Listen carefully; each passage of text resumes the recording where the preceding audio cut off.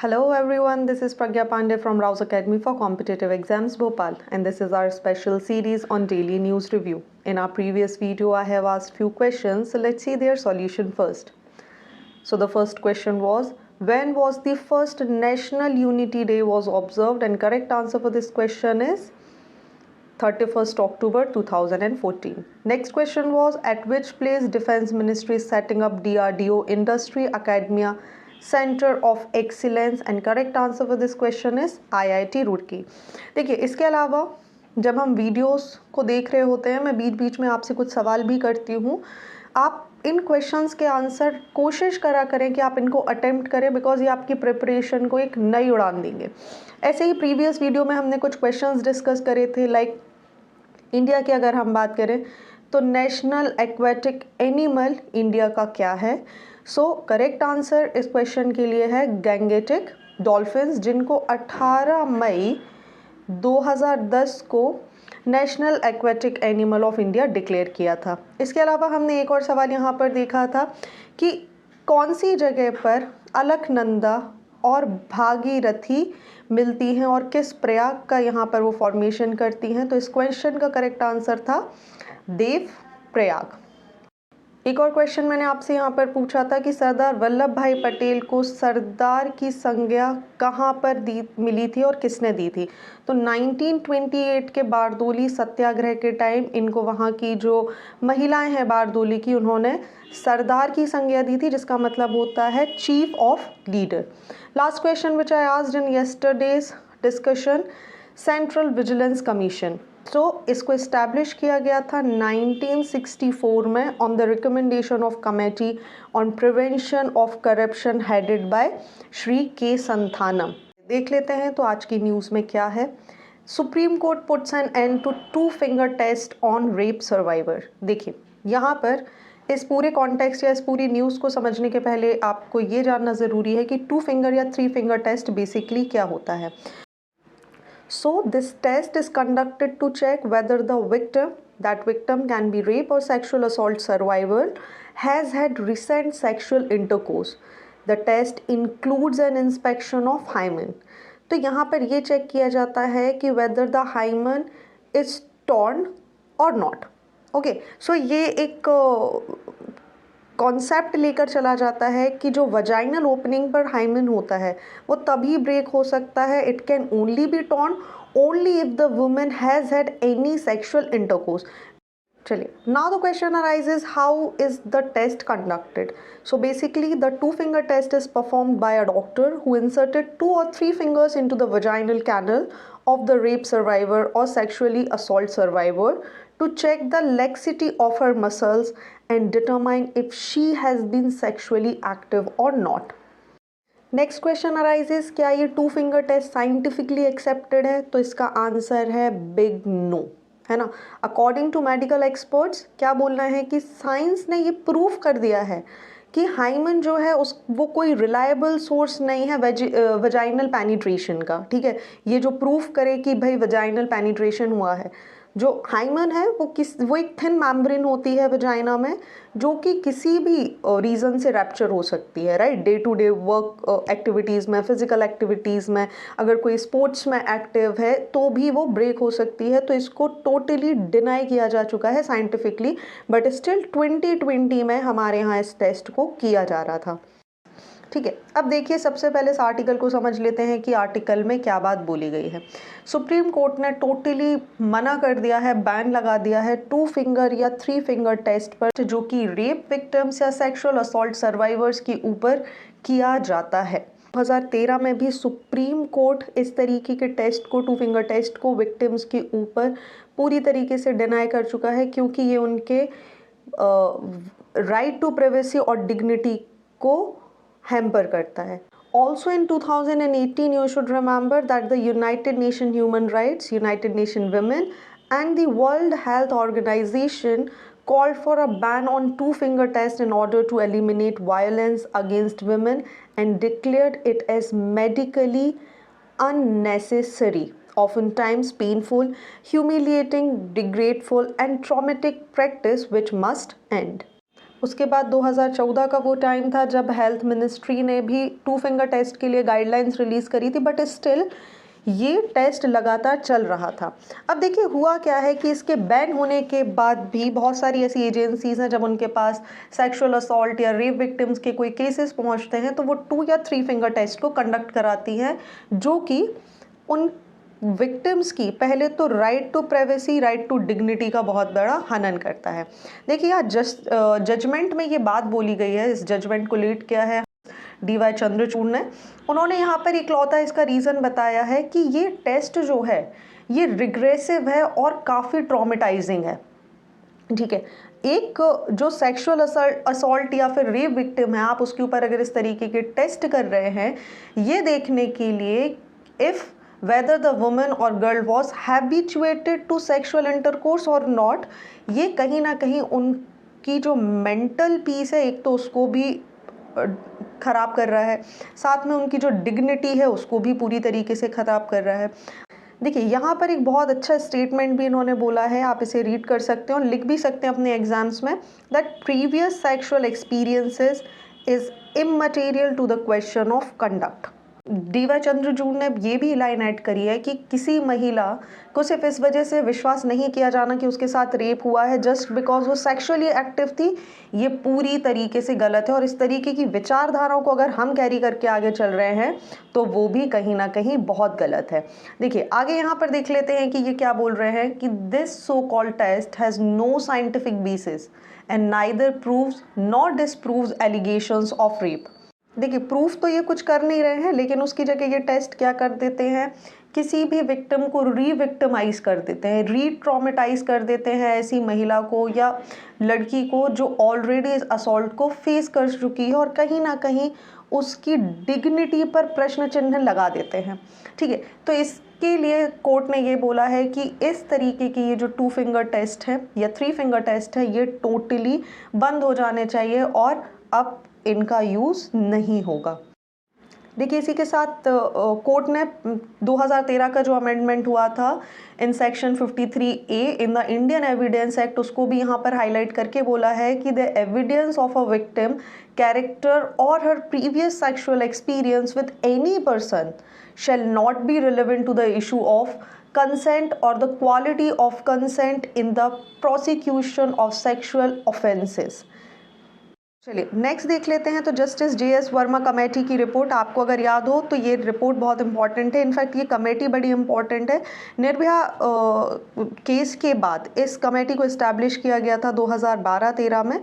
दे advocated कि बहुत जल्दी ट्रायल होनी चाहिए और जो पनिशमेंट है वो इतनी कम नहीं होनी चाहिए, उसको भी बढ़ा दिया जाना चाहिए। चलिए इनकी रिपोर्ट यहाँ पर बहुत सारी चीज़ें बोलती हैं, ये इनकी रिपोर्ट के हाईलाइट हैं, आप इसका स्क्रीनशॉट ले सकते हैं और इसे पढ़ सकते हैं। चलिए आप यहाँ पर इस सेक्शन को ध्यान से पढ़िए। Medical examination of rape victim. So the committee has recommended the discontinuation of 2 finger test which is conducted to determine the laxity of vaginal muscle. तो 2013, 2014, फाइनली 2022 की सिचुएशन है जब सुप्रीम कोर्ट को बहुत स्ट्रिक्टली बोलना पड़ा है कि इसको बंद करिए। चलिए देख लेते हैं नेक्स्ट न्यूज़ में क्या है। देखिए चाइना ने फाइनली अपना 3rd मॉड्यूल जो उसके स्पेस स्टेशन के बारे में है उसको इस्टेब्लिश कर दिया है। आगे बढ़ने के पहले आपको ये बात यहाँ पर ध्यान रखनी है कि ये जो स्पेस स्टेशन चाइना डेवलप कर रहा है इसका नाम है तियांगोंग। ठीक है, चलिए देख लेते हैं न्यूज़ यहाँ पर क्या बोल रही है। सो चाइना जो अपने इसके पहले 2 मॉड्यूल्स ऑलरेडी स्पेस में लॉन्च कर चुका है, उसने 3rd एंड द फाइनल जो मॉड्यूल है उसको लॉन्च कर दिया है। चलिए तियांगोंग स्पेस स्टेशन के बारे में अगर पहले यहाँ पर हम थोड़ी सी बात कर लें तो पहले तो ये लो अर्थ ऑर्बिट में इसको इस्टेब्लिश किया गया है। अगर हम लो अर्थ ऑर्बिट के बारे में बात कर रहे हैं यहाँ पर तो 340 to 450 kilometre above the earth it is situated. Also ये जो प्रोजेक्ट है ये चाइना मैन्ड स्पेस प्रोग्राम का एक पार्ट है। तो ये जो फाइनल मॉड्यूल यहाँ लॉन्च किया गया है इसका नाम है मैगटियन, या जिसका मतलब होता है ड्रीमिंग ऑफ दी हेवेंस। चलिए तो बात यहाँ पर आ जाती है कि चाइना के लिए इस स्पेस स्टेशन का इम्पोर्टेंस क्या है। तो इसके बाद चाइना तीसरी कंट्री बन जाएगा वर्ल्ड में जिसका खुद का स्पेस स्टेशन होगा आफ्टर रशिया एंड US। ठीक है। इसके अलावा अगर हम यहाँ पर बात करें तो अब बहुत सारे लोगों की जो डिपेंडेंसी है इंटरनेशनल स्पेस स्टेशन पर वो कहीं ना कहीं कम होगी और चाइना एक बहुत अच्छा कंपटीशन के रूप में यहाँ हमें देखने मिलेगा। अगर हम इंटरनेशनल स्पेस स्टेशन के यहाँ पर की बारे में बात करने की कोशिश करें तो you should keep this in mind कि इसका फर्स्ट कंपोनेंट 1998 में लॉन्च किया गया था, ठीक है। और इस प्रोग्राम को 5 स्पेस एजेंसीज ने मिलकर बनाया था। दोज आर नासा, रॉसकॉस्मोस जो रशिया की स्पेस एजेंसी है, नेक्स्ट इज जाक्सा जो कि जापान की स्पेस एजेंसी है, then ESA that is for Europe and CSA for Canada, ठीक है। ये देखिए कोई भी जो न्यूज़ है ना उससे आपसे डायरेक्टली क्वेश्चन आना अगर इस तरीके की है तो उसकी थोड़ी सी पॉसिबिलिटीज़ कम हो जाती है, लेकिन उसको आप स्टैटिक पोर्शन से कैसे रिलेट कर सकते हैं, इम्पॉर्टेंट ये है। So moving on to the next news. ये न्यूज़ जो आर्टिकल यहाँ पर आया हुआ है ये हमारे इकोनॉमिक्स पॉइंट ऑफ व्यू से काफ़ी इंपॉर्टेंट हो जाता है। चलिए इसको समझ लेते हैं। ये आर्टिकल क्या बोल रहा है कि जो हमारे कोर सेक्टर है उनका जो ग्रोथ है वो 7.9% रहा है इन सितंबर, जो 3 महीने की सबसे फास्टेस्ट ग्रोथ है। अगर आपको कोर सेक्टर्स के बारे में पता हो तो हमारे 8 कोर सेक्टर होते हैं। Those are coal, crude oil, natural gases, refinery products, fertilizer, steel, cement and electricity industries, जिसमें से भी जो फास्टेस्ट ग्रोथ है वो कोल, फर्टिलाइज़र और सीमेंट एंड इलेक्ट्रिसिटी सेगमेंट में हमें देखने को मिली है। चलिए अब बात आ जाएगी हमारे पेपर पॉइंट ऑफ व्यू से क्या इंपॉर्टेंट है, तो हमें कोल सेक्टर के बारे में जानना ज़रूरी है। देखिए जब हम कोल की बात करते हैं तो सबसे पहले आपको पता होना चाहिए इस कोल को ही हम ब्लैक गोल्ड भी बोलते हैं। सो ये एक फॉसिल फ्यूल है ना। ये हमें यूजुअली किस प्रकार की चट्टानों या रॉक्स में देखने मिलता है, तो सेडिमेंट्री रॉक्स में हमें देखने को मिलता है। इसी के साथ जो इलेक्ट्रिसिटी कोल्स के थ्रू जनरेट की जाती है उसे हम थर्मल पावर बोलते हैं। अब बात आ जाती है कि एक्सपेंशन क्या है, तो उसके पहले ये समझ लीजिए कि जो लीडिंग कोल प्रोड्यूसर हैं वर्ल्ड में, तो पहले तो आ जाता है China, then US, then Australia, Indonesia and India आता है 5th नंबर पर।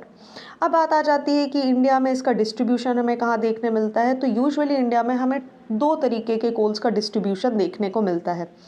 First is Gondwana and next is tertiary, ठीक है।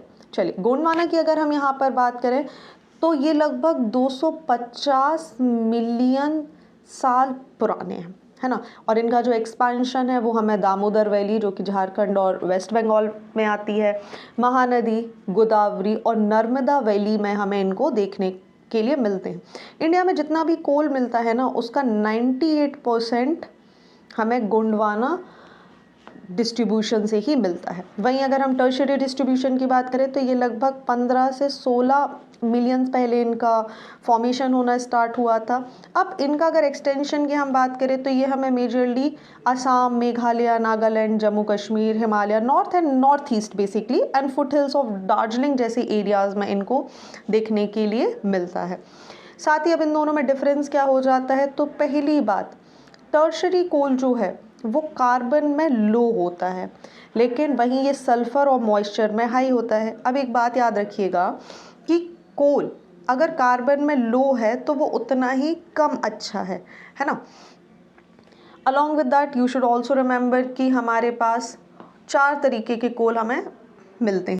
सबसे पहले आ जाता है एंथ्रेसाइट। एंथ्रेसाइट की अगर हम बात करें तो ये बेस्ट क्वालिटी कोल बोले जाते हैं, है ना। इनका जो कैलोरीफिक वैल्यू है वो हाईएस्ट होता है। और इंडिया में अगर हम इनको देखें कि ये हमें यूजुअली कहाँ दिखाई देते हैं, तो कुछ क्वांटिटी में ये जम्मू एंड कश्मीर में हमें दिखते हैं। नेक्स्ट इज बिटुमिनस कोल। अगर बिटुमिनस कोल की बात करें तो इनमें low level of moisture content होता है, ठीक है। और अगर कार्बन कंटेंट की बात करें so it has high calorific value. Jharkhand, West Bengal, Orissa, Chhattisgarh, Madhya Pradesh जैसी जगह पर हमें बिटुमिनस कोल मिल जाता है। That stands for 2nd number.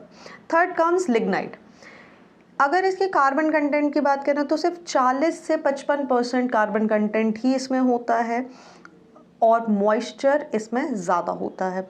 वहीं राजस्थान, लखीमपुर, तमिलनाडु जगह पे हमें लिग्नाइट के डिपोजिशंस देखने मिलते हैं। Last comes the peat one. So it is the first stage of transformation from wood to coal, है ना, ये आप याद रखेंगे। ये पहली स्टेज है जहाँ पर वुड किस में कन्वर्ट हो रही है, कोल में कन्वर्ट हो रही है, और यही रीज़न होता है कि इनकी जो कैलोरीफिक वैल्यू होती है वो काफ़ी कम होती है, इनफैक्ट 40% एंड बिलो।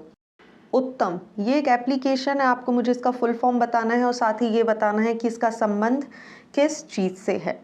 चलिए आगे बढ़ते हैं। ये न्यूज़ बात कर रही है इंडिया के फिस्कल डेफिसिट के बारे में। सो इंडिया का जो फर्स्ट हाफ का फिस्कल डेफिसिट है वो 6.2 लाख करोड़ तक पहुंच गया है। सो इंडिया के अगर हम फिस्कल डेफिसिट के बारे में यहाँ बात करें तो पहले तो समझ लीजिए फिस्कल डेफिसिट होता क्या है। इन शॉर्ट, जब आपकी इनकम कम है और एक्सपेंडिचर ज़्यादा, यानी आमदनी अठन्नी और खर्चा रुपया वाली सिचुएशन यहाँ पर है।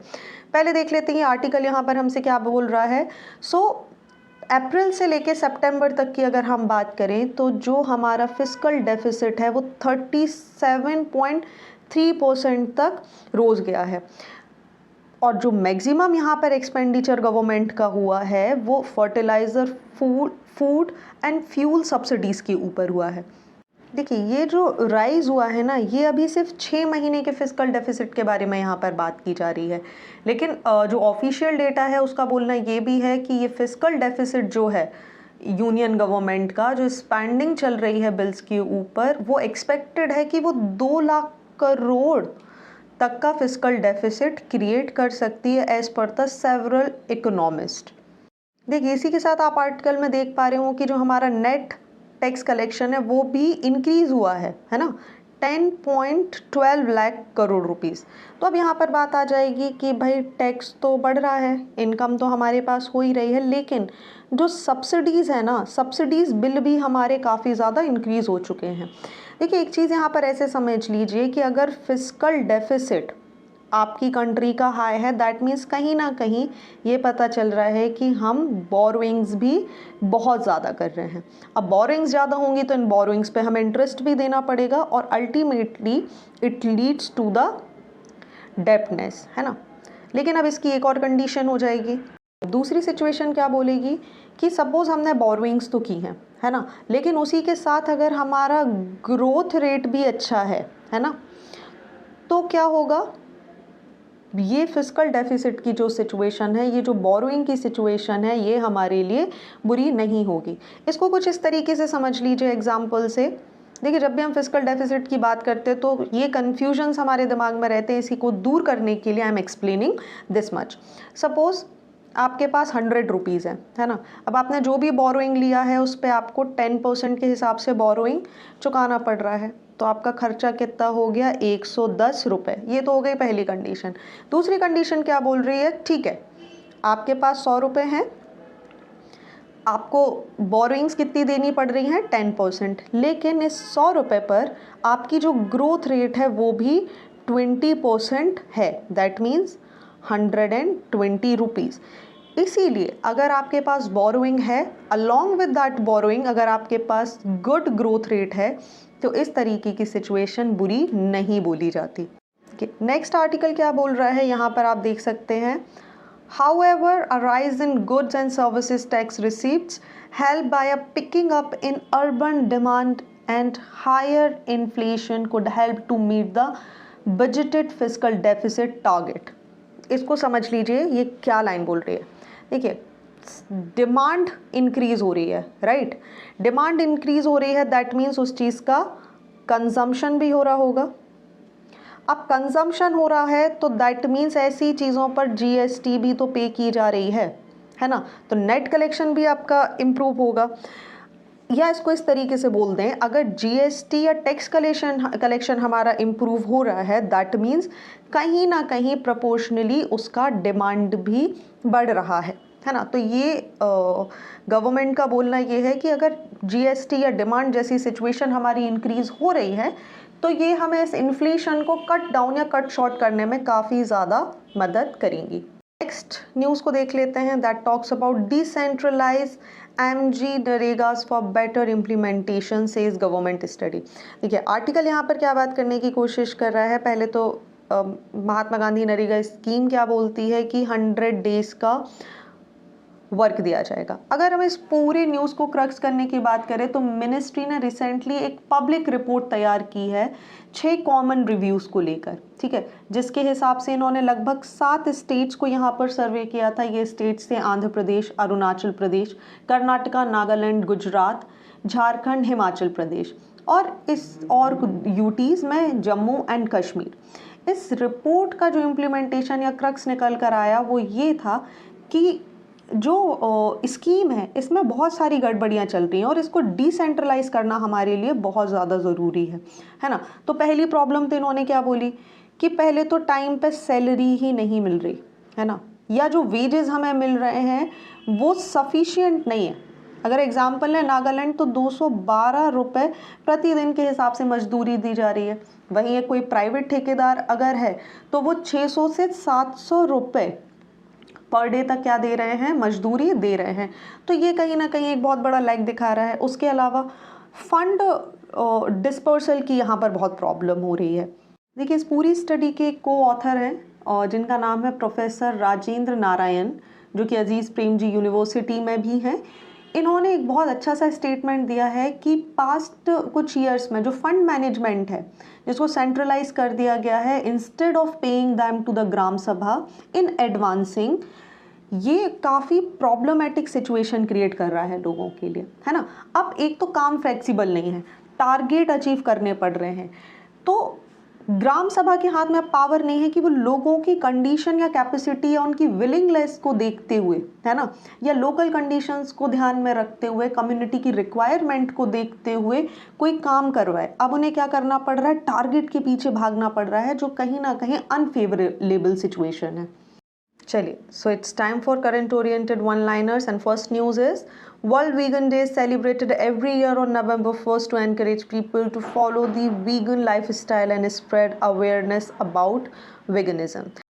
Next in the news, retail jewelry major Malabar Gold and Diamonds has become the first jewelry in India to import 25 kg gold under the Comprehensive Economic Partnership Agreement.